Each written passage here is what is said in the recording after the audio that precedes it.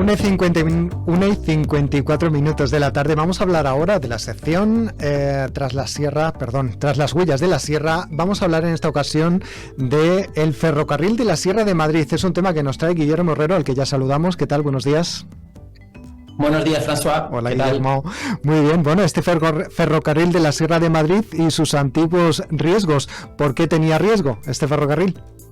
Pues tenía riesgo, entre otras cosas, porque haciendo un poco, tú y yo que somos jóvenes, François, escuchamos muchas veces una frase que repiten nuestros mayores, que es que antiguamente llovía mucho, que antiguamente, sobre todo en invierno, nevaba mucho más, y pues esto es verdad. Entonces, una de las cosas que no se tuvo en cuenta cuando se construyó este ferrocarril que iba desde Cercedilla hasta Cotos, pues es las nevadas, las tremendas nevadas que todos sabemos que hay en la Sierra de Guadarrama. Y fíjate que eso es un poco contradictorio porque no se aplicó, como decimos, esta lógica aquí a la red ferroviaria de Guadarrama. Y una de las cosas que se quejaba en un escrito de 1951, unos 30 años después de que se construyera, de Antonio de Luna, pues decía varios de esos inconvenientes que, si quieres, te los puedo resumir. Sí, coméntanoslos. Pues entre otras cosas decía que si el ferrocarril eléctrico tuviera un quitanieves, todo sería más fácil, porque tenía demasiadas interrupciones. En muchas ocasiones, como decimos, este ferrocarril desde Cercedilla hasta Cotos, pues dejaba a sus usuarios a los viajeros 6 o 7 kilómetros lejos de la estación final suya. Y, por ejemplo, entre otras personas, a este hecho le ocurrió, se quedaron tirados en una nevada el último rey de Italia, Humberto II de Italia, y la actriz francesa Annabella, y cuentan los lugareños que tuvieron que ser bajados a Cercedilla 6 kilómetros en un trineo que improvisaron con cajones de pescado porque el tren no podía subir más. También le ocurrió lo mismo a la marquesa de Villaverde, que, por resumírtelo, salió a las 11 de la mañana de Cotos y no llegó a Madrid hasta las 12 de la noche debido a las tremendas nevadas que retrasaron su viaje en esta línea de ferrocarril. Bueno, y Guillermo, una cuestión. ¿Es verdad que esta línea de ferrocarril es la más alta de España?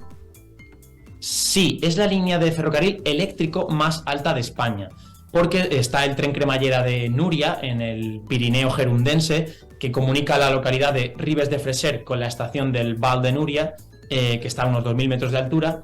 Y la diferencia entre uno y otro es que, bueno, precisamente el ferrocarril catalán utiliza el mecanismo de cremallera y, sobre todo, el desnivel.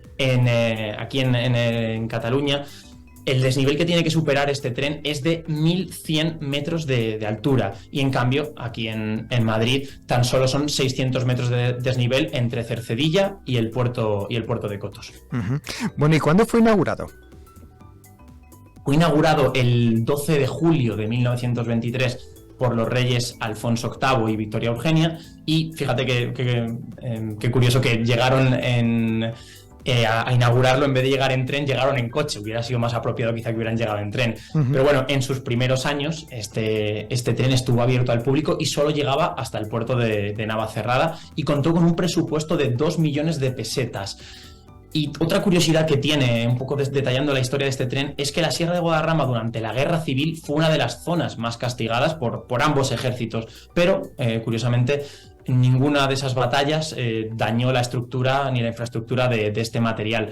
Y bueno, mientras duró la contienda, se puede contar otra curiosidad rápidamente, que es que los empleados de ferrocarril utilizaban sus coches para trasladar los niños de Cercedilla a una escuela que estaba cercana, para que no utilizaran el tren y no pusieran sus vidas en peligro.